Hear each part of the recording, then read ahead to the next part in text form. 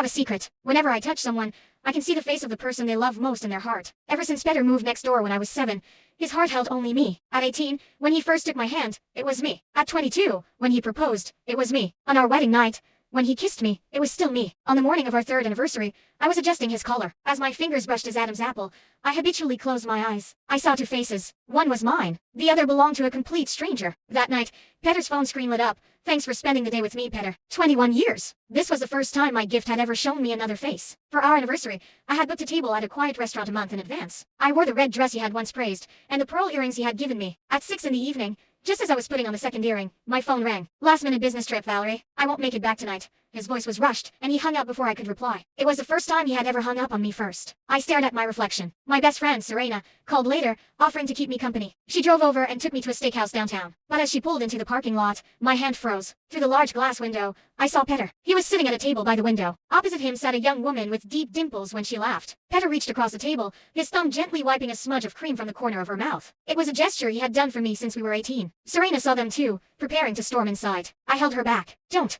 I said softly. At 11 that night, Peter came home. He brought a bouquet of red roses. After his shower, he wrapped his arms around me from behind. I'm so sorry about today, Valerie. I promise I'll make it up to you soon. I closed my eyes. 2 faces flickered in my mind.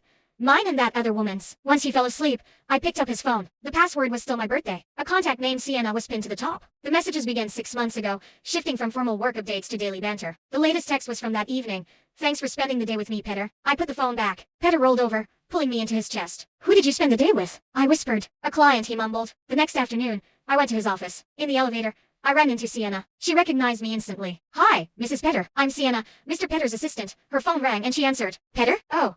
He rarely eats lunch. Just coffee, usually. It's a habit of his. In his office, Peter was buried in paperwork. I placed the thermal lunchbox on his desk. Sienna knocked and walked in. You're so thoughtful, Mrs. Peter. You mentioned wanting braised ribs last week. My hand froze as I was serving the food. Once she left, I observed. She seems to know you very well. Valerie, she's my assistant. Knowing my daily habits is her job. That night, he worked late. When I brought him milk at 10, his phone screen was glowing with a selfie Sienna had just sent. He flipped the phone face down. Just work stuff, he said. On Sunday, we arrived at the restaurant. Mr. Peter, your usual table. It was the exact spot I had seen him with Sienna. Do you bring other people here? I asked. Just clients. Why do you ask? After dinner, his phone buzzed. See you tomorrow, Peter, Sienna had written. He took my hand. Let's go home.